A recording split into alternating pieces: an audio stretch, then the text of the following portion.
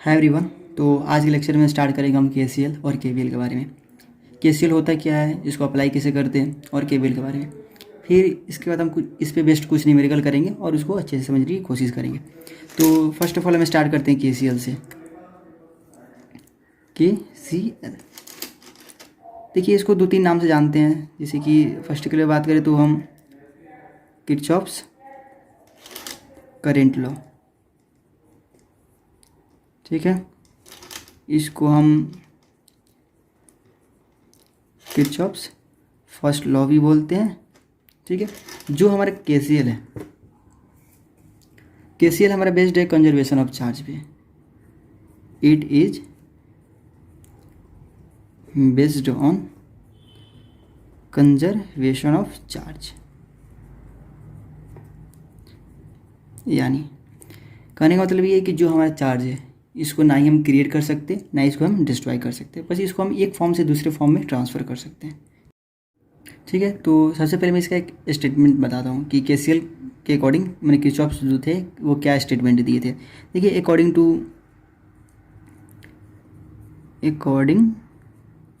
To KCL at a node या junction, the sum of incoming current is always equal to sum of outgoing current, ठीक है।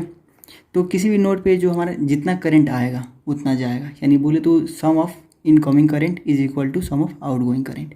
Condition ये है कि जिस पॉइंट पे वहाँ पे हमारा जो चार्ज है वो स्टोर्ड नहीं होने चाहिए। जैसे कि जस्ट लाइक कैपेसिटर की बात कर ले, या जो हमारी ट्रांसमिशन लाइन है, यहाँ पे कुछ कुछ चार्ज स्टोर हो जाती है, तो वहाँ पे हम ये सब चीज़ें नहीं अप्लाई कर सकते। लेकिन जो हम नॉर्मल जो अपनी नेटवर्क एनालिसिस में पढ़ेंगे वहाँ ऐसा कुछ नहीं है, वहाँ हम आसानी से केसीएल केवीएल यूज़ कर सकते हैं।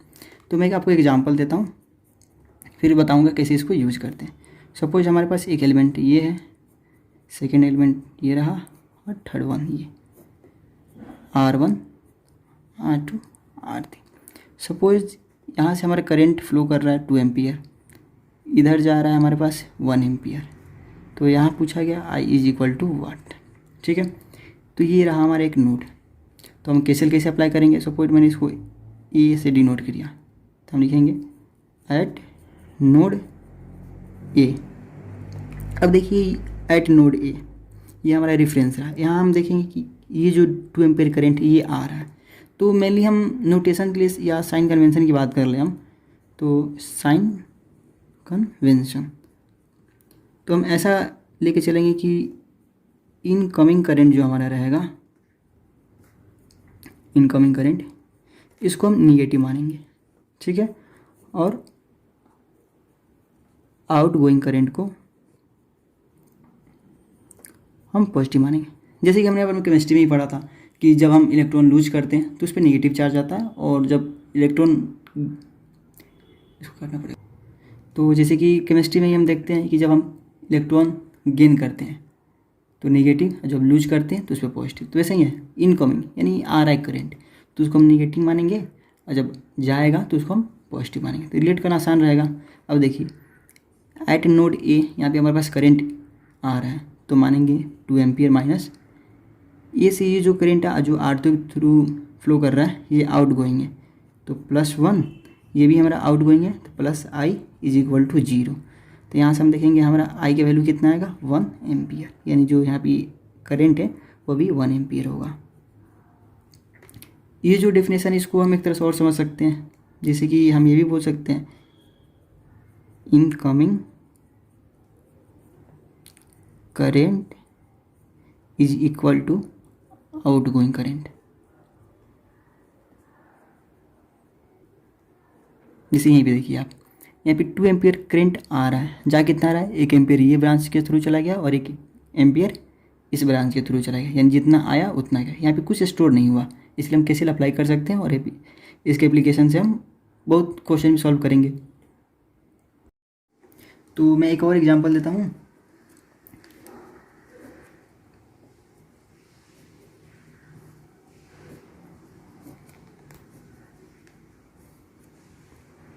सपोज कि हमारा यहाँ से करंट जा रहा है 2 एम्पियर, यहाँ से भी करंट आ रहा है 3 एम्पियर, और यहाँ से करंट हमारा चला जा रहा है 1 एम्पियर। ठीक है, तो यहाँ पूछा गया यहाँ का आई का वैल्यू क्या होगा। अब देखेंगे हम नोड पे। देखिए इनकमिंग करंट कितनी कितनी है, एक तो 3 एम्पियर हमारी इनकमिंग है, 2 एम्पियर भी हमारी इनकमिंग है। आउटगोइंग में कौन कौन सी है, एक तो हमारा 1 एम्पियर आउटगोइंग और एक ये हमारा आउटगोइंग। तो देखिए हम लिखेंगे -2 incoming, -3 incoming, +1 plus I is equal to 0। तो 5 + 1 4, यानी आई इज इक्वल टू हमारा हो जाएगा 4 एम्पियर। तो इसको हम क्रॉस चेक भी कर सकते हैं, जैसे कि 2 एम्पियर इनकमिंग और 3 इनकमिंग, यानी 5 इनकमिंग, आउटगोइंग कितना हमारे पास हो गया 1 और 4 5, यानी incoming is equal to outgoing. ठीक है, तो आज के लेक्चर में इतना ही। नेक्स्ट लेक्चर में हम इस पे बेस कुछ अच्छे क्वेश्चन करेंगे, उसके बाद हम अपना KVL स्टार्ट करेंगे। Thank you for watching.